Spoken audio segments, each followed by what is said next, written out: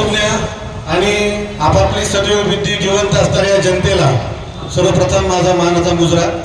मित्रांनो, मला तुम्हाला सांगायचं आहे की आज आपल्या या समोर ही सर्व परिस्थिती निर्माण करणारे आणि सर्व सत्य परिस्थिती स्थापन करणारे आपल्या सर्वांचे एफडीएचे प्रमुख तुकाराम मुंडे साहेब, त्यांच्या वतीने इथे संतोष सावंत आणि आदित्य जोशी साहेब, अन्न सुरक्षा अधिकारी पुणे, हे सुद्धा त्यांनी आपल्याकडे पाठवले आहे। आपल्या मोर्चा झाल्यानंतर ते आपलं निवेदन घेणार आहेत आणि या निवेदनामध्ये आपण त्यांना सांगितलं आहे की इथे जे काही वरवरची जी आतापर्यंत कारवाई झाली, ही वरवरची कारवाई न करता याच्या तळामुळापर्यंत जावा आणि तळामुळापर्यंत जाऊन ही जी काही मेन खोडं आहेत, या खोडांची जे काही जटा आहेत, ज्या जिथे तिथे गेल्यात, त्या जटा तिथून खणून आपल्याला तिथून कायमस्वरूपाच्या निस्तनाबूत केल्या पाहिजेत। तर मित्रांनो, आपल्या सर्व सहकाऱ्यांनी आपला सर्वपक्षीय मोर्चा झाला।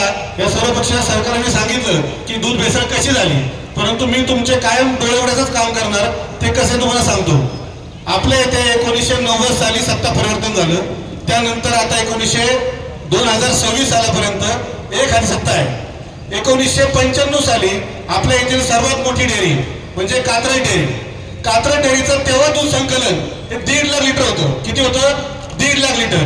आणि त्याच काळात आंबेगाव तालुक्यातील येथील आमदाराच्या मित्रांनी नवीन डेअरी काढली होती, तिचं संकलन होतं 15,000 लिटर। त्यानंतर कात्रज डेअरी 2025 ला तिचं संकलन आहे 2 लाख लिटर आणि इथल्या त्या तथाकथित मित्राचं संकलन आहे 10 लाख लिटर। त्यानंतर यांनी तामिळनाडूत काढा, इकडं काढा, तिकडं काढा, 3 डेअऱ्या काढल्या आणि हे पैसे आले कुठून?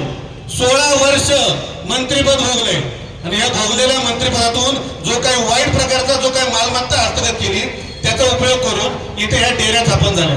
बरं, या डेअऱ्या स्थापन होऊन काय केलं? जेव्हा मी लहान होतो तेव्हा आमच्या घरात पुण्यात मी राहिला असताना सुद्धा फक्त कात्रज डेअरीचं नाव असायचं। आज कात्रज डेअरीचं नाव नामशेष करून या बाकी सारीच्या भंगारसुंगार डेअऱ्या हे मोठं करण्याचं काम इथं कुणी केलं असेल तर या तालुक्यातील या येथील जे कोणी नेते असतील। म्हणतो मित्रांनो, तुम्ही म्हणाल नाव का घेत नाही? काय माहिती का, त्यांच्या डेअरींच्या टर्नओव्हर 3,000 कोटी, माझ्या कंपनी टर्नओव्हर तेवढ्या मोठ्या पैशात आहे। मी नाव घेतलं ते आपण दावा दाखल करतील आणि आम्हाला आर्थिक अडचण द्यावरतील, म्हणून आम्ही सुद्धा काय करतोय, आम्ही सुद्धा बिन नाव न घेता परंतु तुमचे डोळे उघडणार, हेच सांगणार। कसं सांगणार तर 95 साली जी कात्रज डेअरी 1.5 लाख लिटर संकलन करत होती, ती आज जवळपास 25 लाख लिटर संकलन करायला पाहिजे होती। त्या डेअरीला जाणून बुजून पाठीमागे ठेवलं आपल्या मित्राच्या खासगी डेअरीला। जी डेअरीला सरकारी पाठिंबा होता अशी डेअरी पाठीमागे राहिली आणि जी डेअरी खासगी पायी उभं राहिली ती डेअरी आज सगळ्यात मोठी डेअरी कशी होते? हे कुठनं आणतात पैसे आणि दूध आणतात कुठनं? आणि आंबेगाव तालुक्यात जर दूध मोजमाप केलं तर 1-1.5 लाखाच्या वर दूध संकलन होत नाही। आंबेगाव तालुक्यात जवळपास 6 डेअऱ्या मोठ्या आहेत। या प्रत्येक डेअरीची संख्या 60,000 ते 2 लाखापर्यंत आणि मोठी डेअरी 10 लाखापर्यंत। म्हणजे दूध काय आपल्या घरात पिकतं का? मित्रांनो, जेव्हा एखादा मुलगा जन्म घेतो तो 6 महिन्याचा होतो तेव्हा तिच्या दुधानंतर त्याला काय पाजते तर ते बाहेरचं दूध पाजते आणि त्याच्या आतड्याला पहिली पचन क्षमता टेस्टिंग होते ते बाहेरच्या दुधामध्ये आणि ह्या दुधामध्ये ते केमिकल टाकतात, त्याच्या आतड्याची क्षमता कॅन्सरमध्ये रूपांतरित होते।